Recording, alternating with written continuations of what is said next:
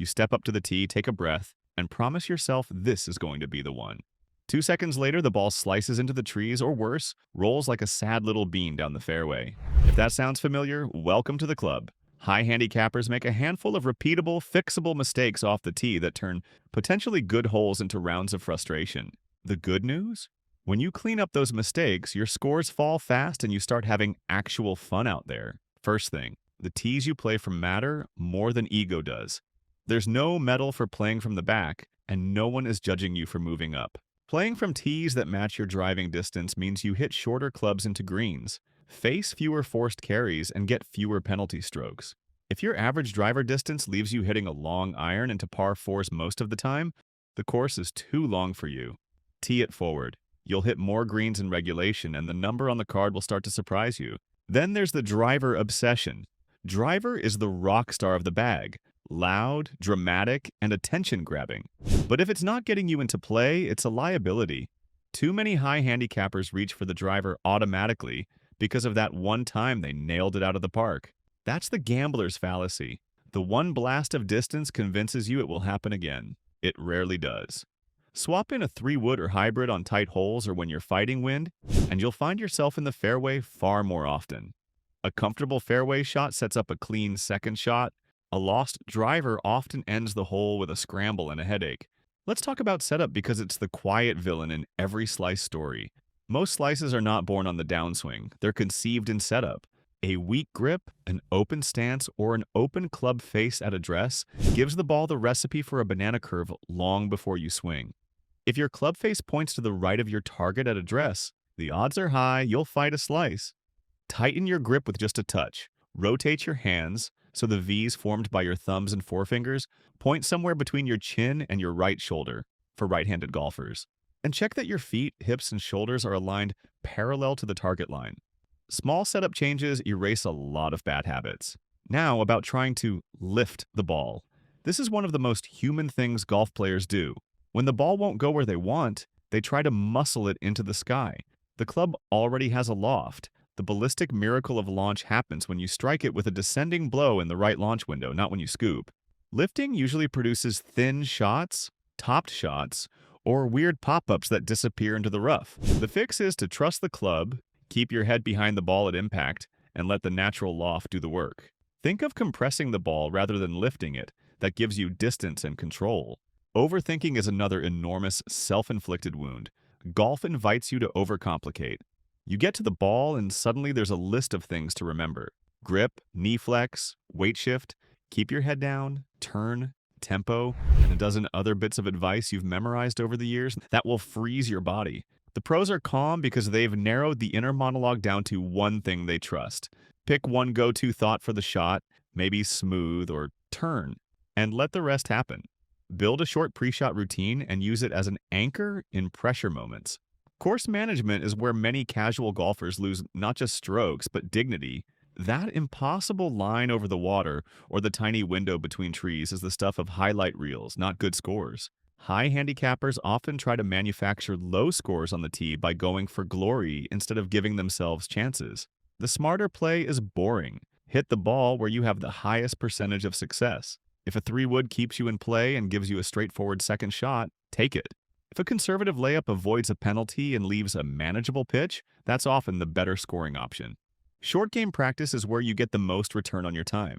High handicappers often obsess over distance and driver stats while neglecting bunker shots, chips, and putting. The truth is, you can shave strokes faster by getting up and down than by adding 10 yards to your drive. Spend an hour focusing on chips inside 50 yards and another hour on putting from 6 to 20 feet. Learn a few reliable pitches for different conditions, a low chip that rolls, a higher pop that stops quickly, and a bunker shot you can execute when the lip is high. Practice saving par and you'll see real improvement in your scores. Let's be honest about practice habits too. Random practice doesn't help as much as focused repetitions. Instead of hitting balls without structure, create short drills. Hit 30 shots focusing on keeping your weight forward, then 30 that emphasize a smooth tempo, then finish with 20 where your goal is solid contact. When you practice under conditions that are similar to play, set targets, add consequences for misses, and incorporate short game pressure like make 3 out of 5 to simulate on-course stress. Add in a bit of creativity, like aiming at small targets to train accuracy and focus. Another understated problem is equipment fit. Using clubs that aren't right for your swing or length can sabotage the best intentions. If your driver shaft is too stiff or too long, or your irons are a poor length, you're fighting equipment as well as swing mechanics. A fitting can reveal surprising things. Maybe a shorter shaft gives you more control, or a different shaft flex improves contact. Or equipment is a tool, not a solution. It won't fix a poor swing, but the right setup makes good swings more likely. On the course, remember pace of play and reset time. After a bad drive, many players get angry and rush to fix it on the next tee. That leads to more mistakes. Take a breath, walk your ball, reset your routine, and make a simple plan for your next shot. Maybe that's hybrid, smooth tempo, aim at the left center. Small, specific plans beat vague intentions that lead to panic swings. Also, be realistic about when to take an unplayable or conservative penalty drop. Pride costs strokes. One tactical tip: learn how to shape a ball, or at least fake it with aim and club selection. Full-on shot shaping takes time, but you can influence trajectory by tee height, ball position, and club choice. Lower the tee on windy days to keep the ball lower and reduce the effect of the wind. Move the ball back in your stance for a lower launch, or forward to encourage height. Small adjustments can keep you out of trouble in crosswinds or when the hole sets up awkwardly. Now, if you want practical, repeatable steps to take to the range this week, here are some that actually transfer to the course. First, spend one range session entirely on your pre-shot routine. Walk to the ball like you're on the course, pick a modest target, take 2 practice swings with the same tempo you'll use on the shot, and then address the ball. Force yourself to hit the ball immediately after your second practice swing. That habit prevents extra practice swings that tighten muscles and slow tempo. Building that discipline on the range helps you keep pace on the course and reduces tension.